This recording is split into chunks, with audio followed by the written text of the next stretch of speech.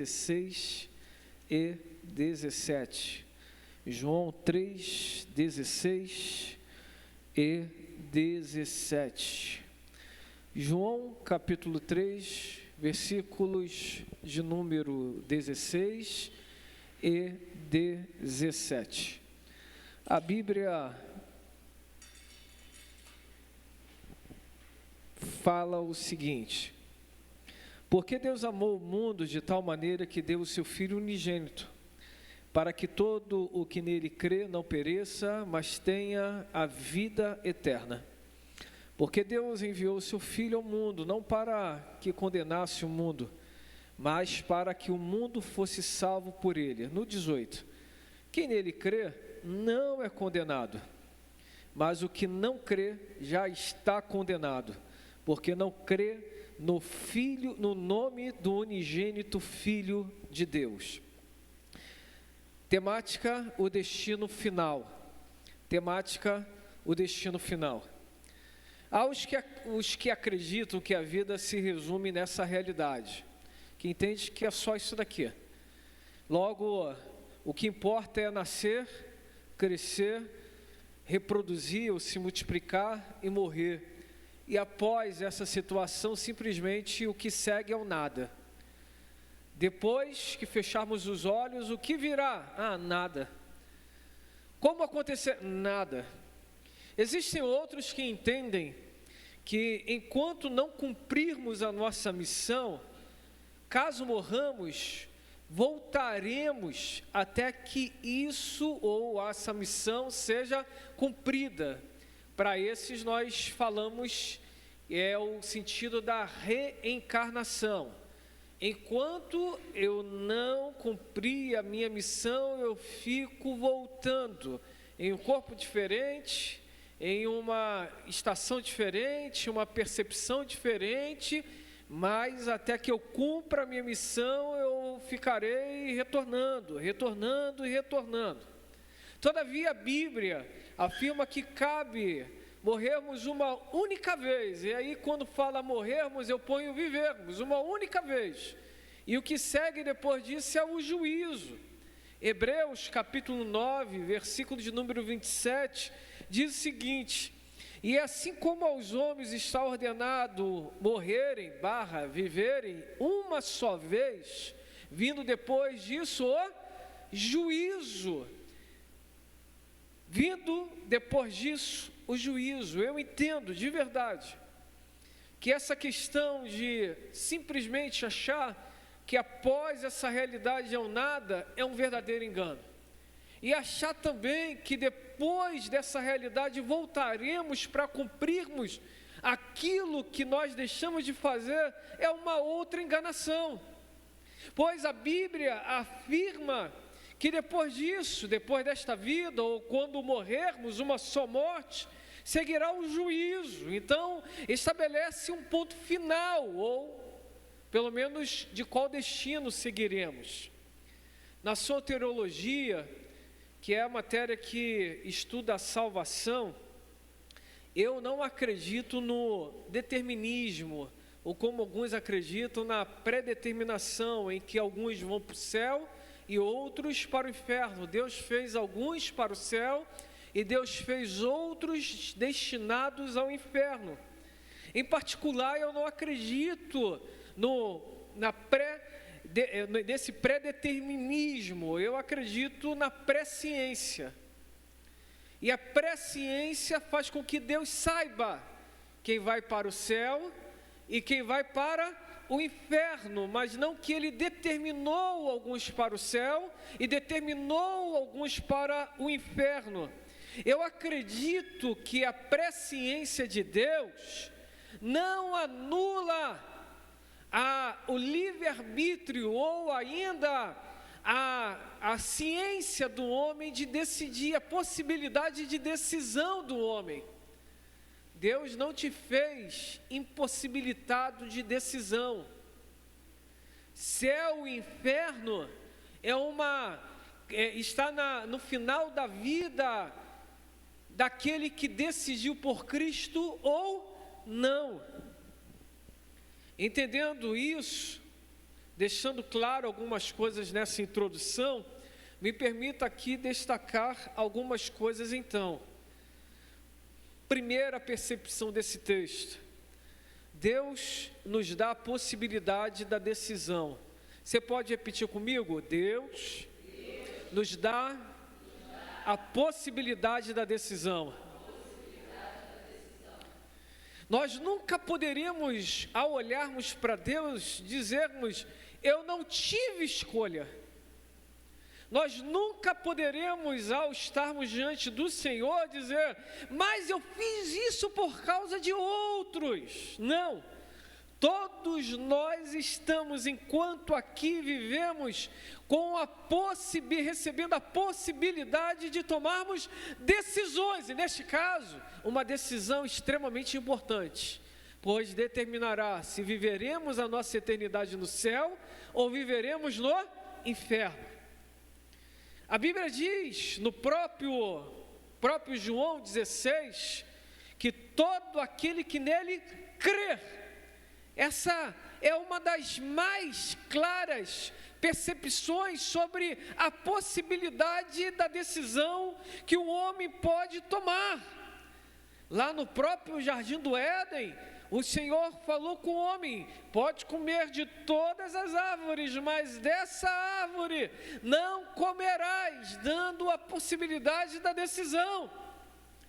Mateus 7,13, na parábola dos dois caminhos, o Senhor diz: entrem pela porta estreita, porque larga é a porta, espaçoso é o caminho que conduz para a perdição, e são muitos os que entram por ela. Está aí mais uma vez a possibilidade do homem de tomar a decisão: entrem! É uma orientação, barra até mesmo determinação, mas se o homem não entrar, de nada serviu aquela orientação, barra determinação. Um dia eu ouvi um grande homem dizer: alguns acreditam que a salvação é 100% decisão humana, outros acreditam, neste caso a pessoa se salva, que a salvação é 100% decisão de Deus. E nós acreditamos que é 99% de Deus, mas tem 1% do homem ali. O homem tem que acreditar, o homem tem que crer, o homem tem que querer, ele precisa decidir. Deus nos dá a possibilidade da decisão. Não se engane, no final da vida ou dessa maratona que estamos vivendo, é a nossa decisão que será apresentada diante do Senhor. Alguns dizem: mas no final Deus salvará a todos. Não creio nisso. Isso é uma heresia chamada universalismo. No final dizem: até o capeta vai ser perdoado. Não acredito nisso, ele já está condenado. Entenda bem, Deus não vai esperar o final da vida, porque enquanto nós estamos aqui vivendo, Ele está nos dando essa oportunidade dioturnamente. Mas Deus é amor, sim, e por isso Ele nos dá anos de vida para o encontrarmos nessa caminhada e decidirmos por Ele. Um dia eu ouvi um grande amigo em uma pregação, e eu tenho usado isso quando posso em alguns sepultamentos, que existem pessoas que vivem uma vida totalmente divorciadas de Deus, não querem saber de Deus, não convidam Deus para a sua casa, não convidam Deus para o seu carro, não convidam Deus para o seu cotidiano, para o seu relacionamento, e aí chega no final da vida, batem na porta do céu e dizendo: oh Deus, cheguei. Eu não sei você, mas você deixa algum desconhecido entrar na sua casa?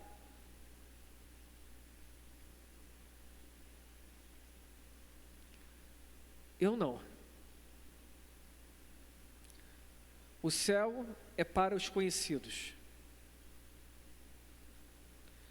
Essa decisão não pode ser esperada para ser tomada no último momento da vida.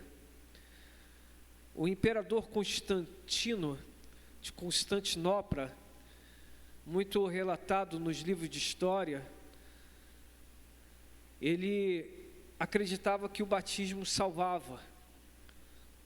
Então ele esperou até o último minuto da sua vida, onde, quando ele entendeu que ele estava a pé de morrer, ele falou: agora me batiza. E alguns questionavam para ele por que ele esperou até aquele momento. Ele dizia: porque eu não podia me batizar e continuar a vida que eu ainda tinha. Então ele entendia que a salvação vinha pelo batismo. O Constantino foi alguém muito alucinado, porque nós não estamos no controle da nossa vida e da nossa morte. Nós estamos aqui agora, mas amanhã nós simplesmente não podemos estar. Pasme, nós podemos sair desta casa de oração e descobrirmos que há pouquinho que um ou outro já não está entre nós, porque teve um infarto, tropeçou, caiu, teve uma bala perdida, teve um acidente, teve um derrame. A decisão é agora. Mas tem uma segunda percepção do texto que eu preciso aqui destacar, e se chama o inferno. Você pode repetir comigo? O inferno. O inferno. Ponto. O inferno. O inferno. Alguns acreditam o inferno aqui nessa terra. Eu acredito que a condenação começa aqui na terra, mas o inferno é algo muito pior. O inferno não pode ser aqui na terra, porque aqui na terra nós estamos tendo a oportunidade de vivermos com Deus. A terra não foi formada para ser o inferno, a terra foi formada para ser o lugar dos homens. Logo, ainda que a vida esteja difícil, essa vida não pode se equiparar ao inferno. É uma loucura aqueles que acreditam que esse viver é o inferno. Precisam acordar para a vida, entender que na verdade se viver é uma bênção da parte de Deus. Diante disso, me permita aqui afirmar algumas coisas. O inferno não é aqui. Segundo, nós não vamos pagar aqui na terra, porque existe um lugar que está ali determinado para que nós paguemos, se nós não nos acertarmos com Deus, nos céus. Mas o inferno tem algumas características que me permita aqui destacar. Deus é tão bom que Ele disse assim: o inferno não foi feito para os homens, mas infelizmente o inferno vai ser o destino de muitos homens que optaram viver como Satanás, rebeldes, orgulhosos e pecadores.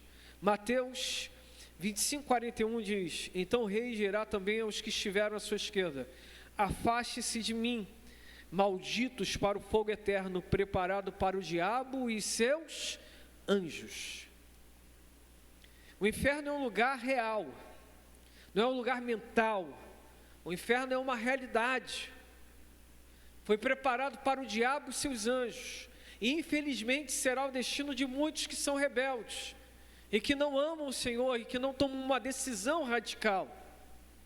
2, Apocalipse 20:10 diz: o diabo que os tinha enganado foi lançado no lago de fogo e enxofre, onde já se encontram a besta e o falso profeta, e serão atormentados de dia e de noite para todo o sempre. Em primeiro lugar, o inferno é um lugar de fogo eterno.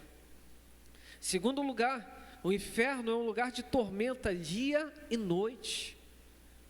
Eu não sei você, mas quando já acendi fogueiras, quando a fogueira está no seu limite, fica difícil até ficar perto.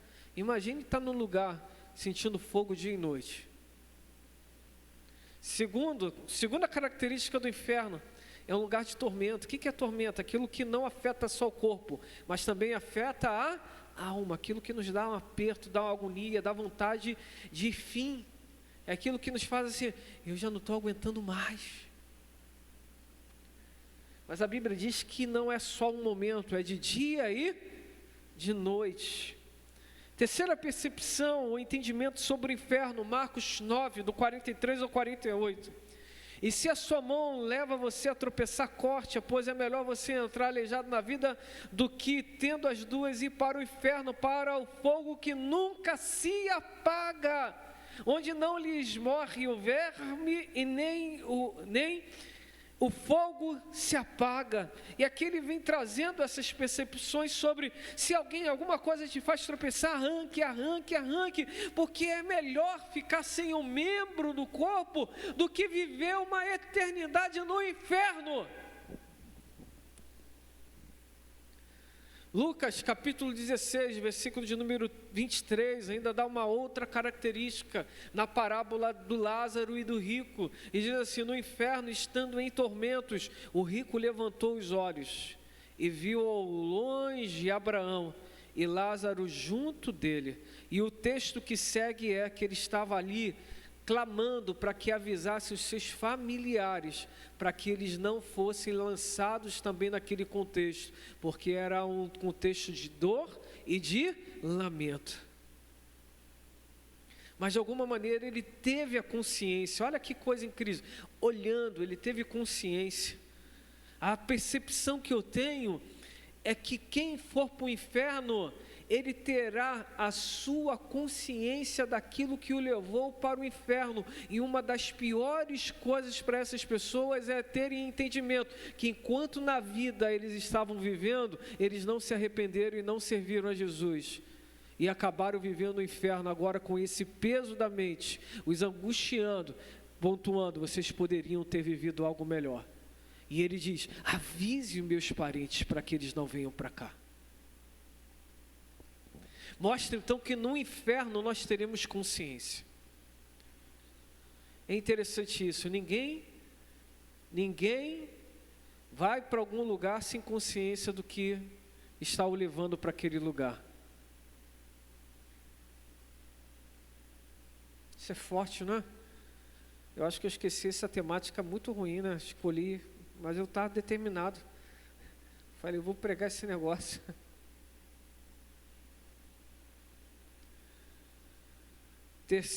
Quarta percepção sobre o inferno. Estes segunda Tessalonicenses 1:9. Estes sofrerão penalidade de eterna destruição, banidos da face do Senhor e da glória do seu poder. Não, mas eu estou no inferno, eu poderei ir para o céu, vou pedir perdão, eu vou para o céu. Não, 2 Tessalonicenses 1:9 diz, eterna destruição. Quando chegarmos no inferno, chegarmos não, quem vai, você também não vai não, está amarrado. O outro que for para o inferno, quem for para o inferno, não vou não, está amarrado. Veja bem, é um lugar de eterna destruição, penalidade. Nós temos uma vida inteira para decidirmos. Não adianta chegar no final e dizer, Deus, cheguei na tua casa, deixa eu entrar. E o Senhor vai falar, apartai-vos de mim, porque eu não vos conheço. Mas vejo numa terceira percepção sobre o texto. Se primeiro, percepção, Deus nos dá a possibilidade da decisão.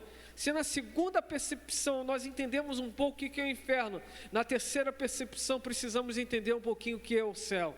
João capítulo 14, versículos de número 1 e 2 diz que o coração de vocês não fique angustiado, vocês creem em Deus, creiam também em mim. Na casa de meu pai há muitas moradas, se não fosse assim, eu já lhes teria dito, pois vou preparar um lugar para vocês. Primeiro ponto que eu enxergo aqui, o céu é um lugar físico. Segundo, o céu é um lugar para aqueles que já são conhecidos do Senhor aqui na terra, para aqueles que têm relacionamento com o Senhor, para aqueles que vivem com Ele, com aqueles que estão ali o conhecendo. Eu digo sempre, estou aqui reafirmando, quando eu chegar no céu, eu não vou precisar perguntar a Deus quem é o Senhor, eu já estou tendo uma vida com Ele aqui na terra. Quando chegar no céu, eu vou falar, anjo, me mostra aí, que ruas de ouro são essas, que eu fico curioso até hoje, essas mansões aí, mostra esse negócio, anjo, que a minha mente nunca conseguiu entender perfeitamente isso. Agora, quem é Deus? Eu sei quem Ele é. Eu sei quem Ele é. Talvez não conheça completamente aos olhos, mas eu sei quem Ele é. Eu sei quem é o meu Senhor. Eu tenho uma vida com Ele. eu convivo com Ele, eu sei que Ele é um Pai amoroso, Ele é um Deus misericordioso, Ele é o grande eu sou, Ele é aquele que nos livra, Ele é aquele que nos sustenta em todo o tempo, eu sei quem Ele é. Filipenses capítulo 3, versículos de número 20 ao 21 diz: pois a nossa pátria está nos céus, de onde também aguardamos o Salvador, o Senhor Jesus Cristo, o qual transformará o nosso corpo de humilhação para ser igual ao corpo da sua glória, segundo a eficácia do poder que Ele tem de até subordinar-se todas as coisas. O céu é nosso lugar. É para lá que nós vamos. A Bíblia diz em 1 Coríntios capítulo 15, a partir do versículo 50, que a trombeta soará, que os mortos ressuscitarão, e aqueles que estão vivos serão transformados, e nos encontraremos nos céus com o Senhor Jesus. Alguns acreditam, não, nós viveremos, reinaremos aqui na terra. Eu acredito que o milênio é aplicado para Israel, e não para a igreja. Eu acredito que a igreja reinará com Cristo, mas nos céus. É um período de decisão, é um período de transformações. Eu estou confundindo vocês aqui? E é interessante que quando falamos isso, quebramos um pouco algumas outras heresias, que dizem assim: aqui quando tudo for restaurado, a terra vai ficar plana e nós vamos cuidar dos leãozinhos. Tem um lugar aí que mostra até uma revista que tem um homem com leão, né? Isso é o que chamam de milenismo, em que por 1000 anos governaremos aqui na terra. Mas veja bem, a promessa é sobre Israel, sobre a igreja ao céu.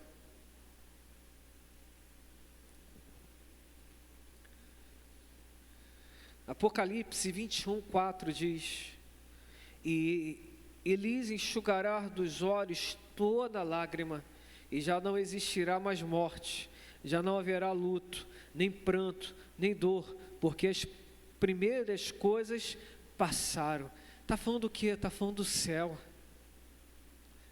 Se lá no inferno tem lamúria, tem pranto, tem dor, tem choro, no céu tem alegria, consolo, restauração, nova vida, receberemos um novo nome.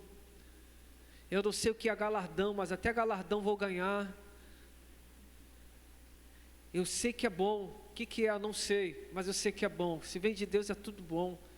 Estou doido para andar com o meu galardão. Alguns querem andar com Ferrari, de repente lá a gente vai ganhar uma. Brincadeiras, tá? O fato é, concluo, o destino final é uma realidade para todos nós. E esse destino final é uma consequência da decisão que tomamos nessa vida. Porque Deus amou o mundo de tal maneira que deu o seu Filho unigênito para que todo aquele que nele crê não pereça. Mas diz o texto bíblico que quem não crer já está condenado. Eu acredito de verdade que todos nós já nascemos para o inferno. Contudo, o Senhor, olhando o céu e nos amando acima de todas as coisas, disse: eu quero dar o céu para vocês. E é tão maravilhoso, porque o céu, o preço para o céu já foi pago.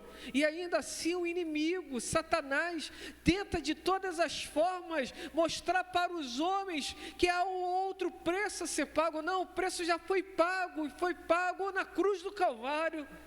E o que nós temos que fazer hoje? Simplesmente reconhecermos em Cristo aquele que é o nosso suficiente Salvador e aquele que nos levará para esse céu de glória.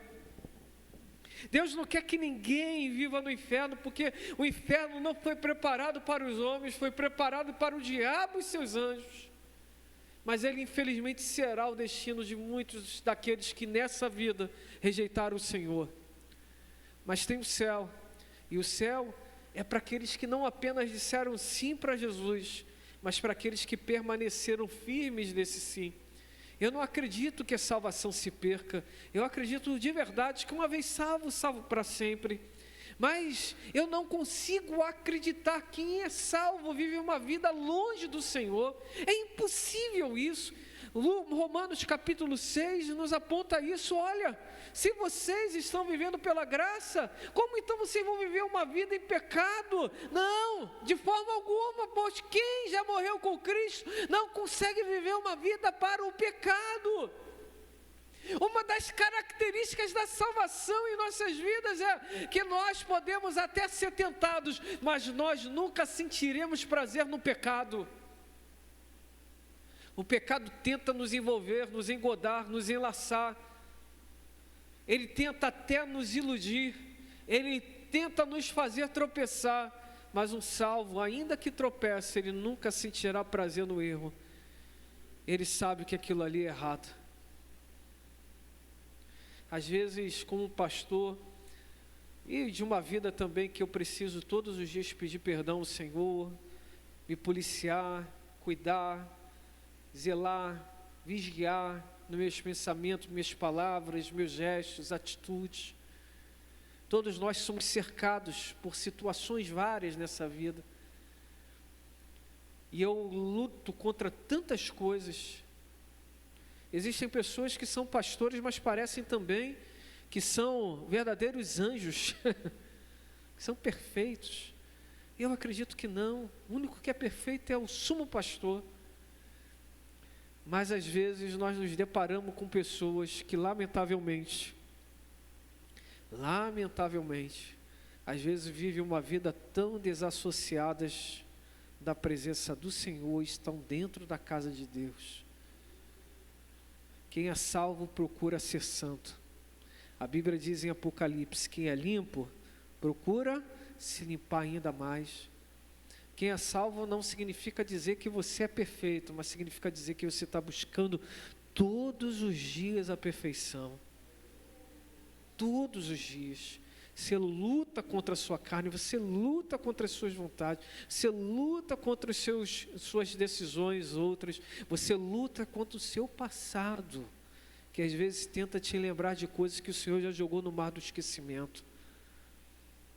E você submete tudo isso ao poderio de Cristo, e você crava todos os dias essas acusações na cruz, e diz, olha, eu já estou perdoado por Cristo Jesus, meu Senhor. Logo já não há mais condenação sobre a minha vida. Romanos capítulo 8. Essa é a verdade e essa é a promessa dos salvos. Um destino final. O destino final. Que Deus abençoe demais vocês. Que Deus dê um domingo muito abençoado, muito extraordinário. Que vocês vivam um tempo glorioso.